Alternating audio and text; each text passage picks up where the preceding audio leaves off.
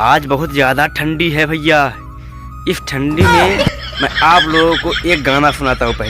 चलिए पहले गाना सुनिए, इसके बाद जेकर भाई लबिया है उतना मजा मारी है, जेकर भाई लबिया है उतना मजा मारी है, बाकी जाड़ा में रड़ू हबे का करी है भैया, बाकी जाड़ा में रड़ू हबे का करी है। ये भी रड़ुआ लोग हैं, चैनल को सब्सक्राइब करें। फादी फुदा नहीं, फिर रड़ुआ लोग। Hello guys, welcome to my new blog video. तो आप सभी का स्वागत है। आज हम आप सबको दिखाने वाले हैं ग्रेडर कैसे चलता है। तो वीडियो में एंड तक बने रहिए।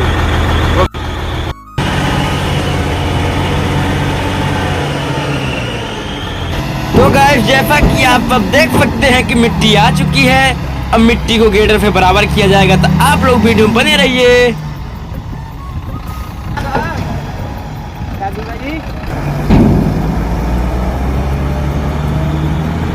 ग्रेडर लेके आओ जल्दी से। तो दोस्तों, जैसा कि देख सकते हैं इधर मशीन खड़ा है। अब ग्रेडर आ रहा है उधर फीस को बराबर करने के लिए।